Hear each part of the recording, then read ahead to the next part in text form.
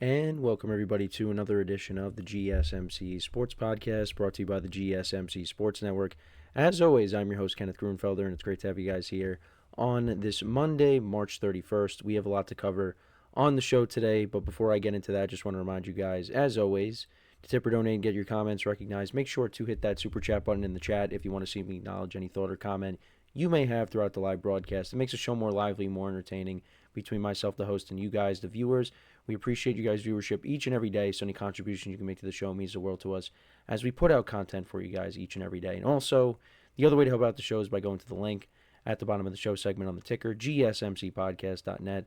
That is GSMCPodcast.net. So let's get into what we are going to discuss for today. So we're going to start off the show. We are going to talk about the March Madness games from over the weekend, talk about the Sweet 16 and the Elite 8, some very entertaining games over the weekend, and we'll take an early look at the Final Four.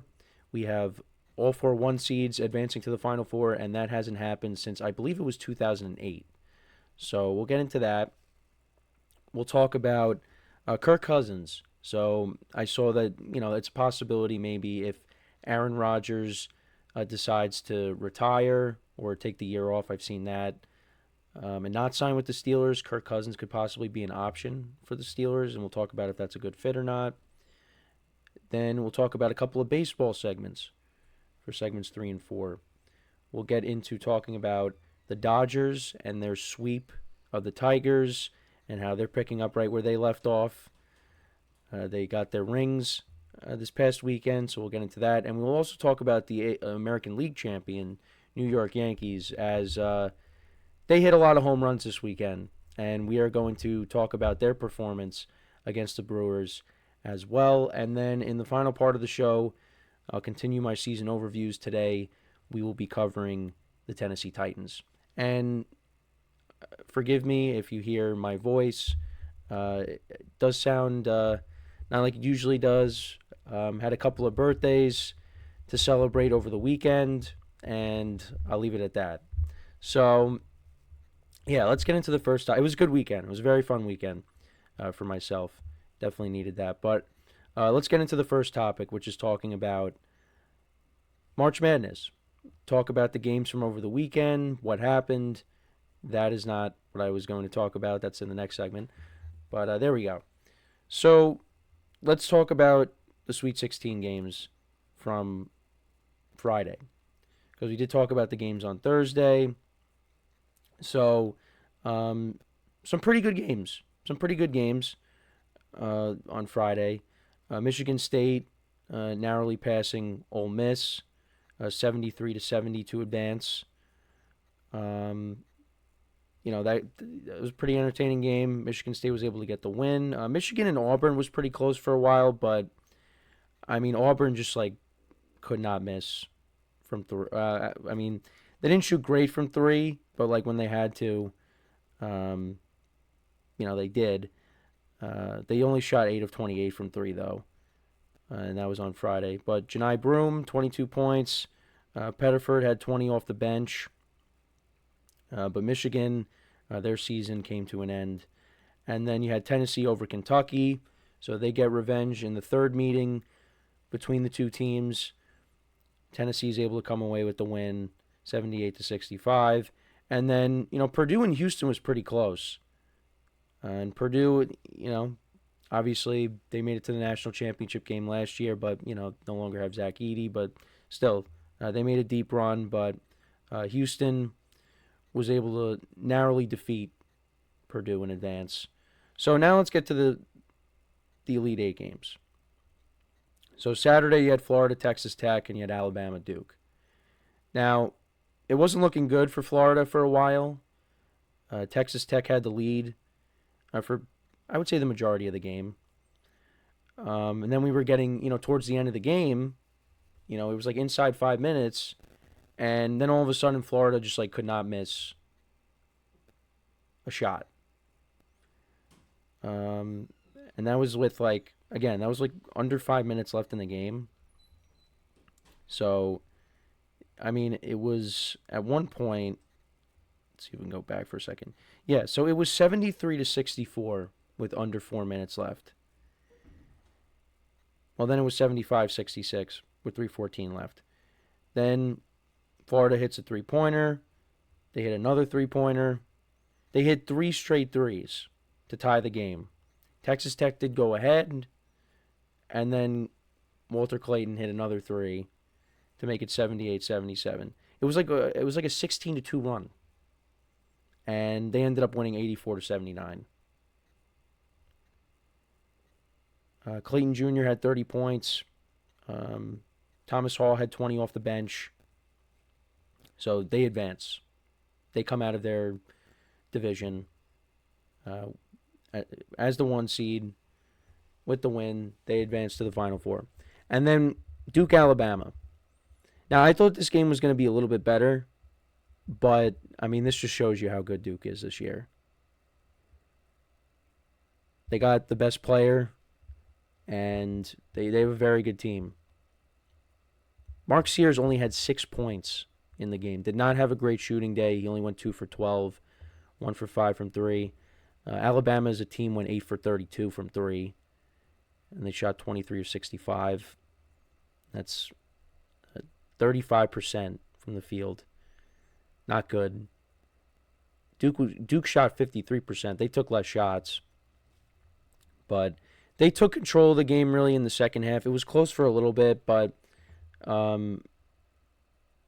they took control of the game. They ended up winning by 20, and they advance to the Final Four. And then we get to Sunday's games. Now, didn't really get to watch them because I was out, but I was keeping up with the games. Houston, I mean, they jumped out to a huge lead early against Tennessee. They outscored them 34-15 in the first half. Tennessee did play better in the second half. I mean, they both ended up tying in the second half. They both had 35 points. L.J. Cryer definitely had a better game than the other night when he only had 5 points against Purdue. He finished with 17 points, and they were able to get the win. They did shoot 9 of 25 from 3, 28 of 66 overall. Tennessee, they shot the ball 28%, or about 29% from the field. Houston was 42% from the field, and they got the win. So they move on, and then finally Michigan State, Auburn. This was the one that was a big deal for my bracket because I had Michigan State in the national championship game. Definitely took a risk with that because, I wasn't trying to pick all 1 seeds. But Auburn was just a better team. They were just a better team here. I mean, Michigan State in the second half, they were trailing by 10 basically like the entire half. And they had opportunities, like even towards the end. There were a couple of turnovers. They could have cashed in, but they didn't. They only ended up losing by 6. But, again, Auburn is just a better team. Janai Broom, who I think left briefly in the game, he did come back. He finished with 25 points, 14 rebounds, 10 of 13 from the field. That was 2 for 2 from 3. Pettifer actually did not have a big game. He only had 10 points. So, again, Michigan State kept it within reach. It's just they couldn't go on a run to get within reach, to tie the game and maybe take the lead, but it just never got to that point. Both teams really didn't shoot the ball well. They both shot around the same from 3-point range. From what I was hearing, Michigan State is not a great 3-point team. And, I'm saying that just because, again, I'm not an avid college basketball watcher. But when you hear that and, you see, Florida and what they've done and, and that's who Auburn is going to play. So if Michigan State won, that's who they would have played. And, Florida's a pretty good 3-point shooting team. Look at what they did the other night. Again, like we talked about. But that's why, from watching this tournament and, I had Auburn getting knocked out early on. I said, yeah, this is going to be tough for Michigan State. I was hoping that, Tom Izzo being the coach that he was, this team was going to be ready and maybe pull off the upset, but they came up a little bit short. Auburn was just a better team, and you got to tip their cap to them. Michigan State did out-rebound Auburn, but it just it didn't matter. Auburn gets the win. And they really, I mean, they struggled towards the end of the regular season, but they have really played well in this tournament. So, yeah, they advanced, and now we got the Final Four. So, the Final Four begins, well, that doesn't begin, but it's on Saturday. It's on Saturday. The first game is Florida-Auburn. Auburn opens up as a 2.5-point underdog, and then the later game is Duke, and they are a 4.5-point favorite against Houston. So that's on Saturday, and then the national championship game is Monday. So, yeah, no, the two very good games. All the one seeds advanced. Like I said, that was the first time. This is the first time it's happened since 2008. I think the four teams, I think it was UCLA, North Carolina, and I forget the two other teams. But, I know some people are going to have their complaints because, there was no Cinderella team this year in the Final Four. But, look, it sets us up for some really entertaining games, like I said. And I'm looking forward to these two games. I'm hoping Duke advances for the bracket, for my bracket. I mean, most people that I talk to, it's Duke that's going to come out of this thing as national champions. But we'll see. Anything can happen. I mean, these are the four best teams. So, Saturday's going to be a fun night when it comes to college basketball. But we're nearing the end there. But let me know what you guys think, though, about the games. What were your takeaways from them? Let me know in the comments. So we are going to take our first break of the show now. And then when we come back, we will talk about Kirk Cousins.